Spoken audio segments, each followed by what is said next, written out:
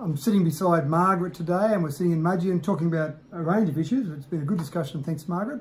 But one of the things I wanted to really touch on, which I think is really important, is the idea of how we get people from the big smoke to regional areas. Now, you were a Sydney girl through and through. You grew up in Sydney, you spent all your life in Sydney, and then at some point there was a trigger where you said, I want to be a Mudgee. So what was the trigger? What was that initial trigger, do you think, for moving to Mudgee?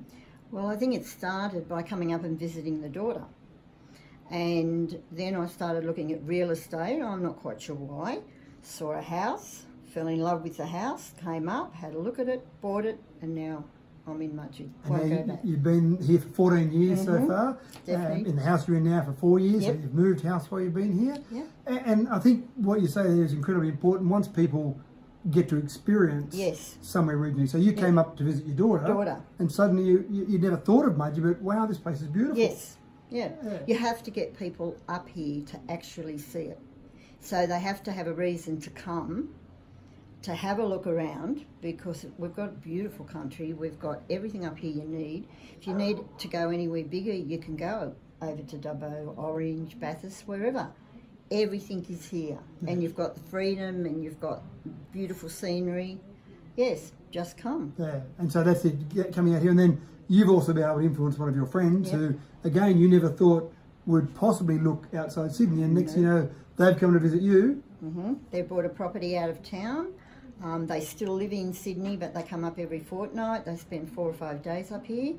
He absolutely loves it. He would retire up here if he could.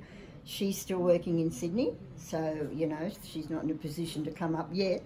But they love it as well, but that was exposure as well. Yeah, I think it's only a matter of time by the sound of that. Once she retires, then I imagine they'll make the move. Yeah. I think so, But that's right, again, that was a bit of exposure. Yes. They came to visit you and your husband, and then once they saw Mudgee, they went, wow, we want to be here. That's right, that's exactly right. Yeah, no, I think it really is important to get people to actually experience these areas, and then away they go. Bring them up for a weekend, let them have a look around.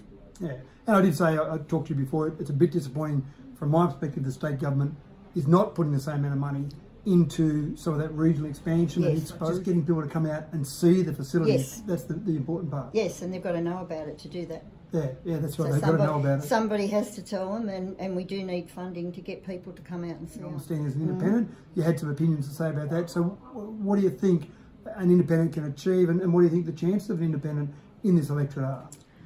I think an independent is marvellous, because an independent knows what we need, how to go about it, and will speak for us. I don't think an ordinary, like if you talk about the other parties, I don't think they really know what country is about. I don't think they know what we need. So having an independent and having somebody from here, from around the country, go for it. Thank you. We need it. Well, thank you for having me in your house today. Thanks more for than welcome. giving me your time, and best of luck getting those friends to come out here on a permanent basis. They'll get here eventually. Thank you, Matthew. Thanks, Margaret. Okay.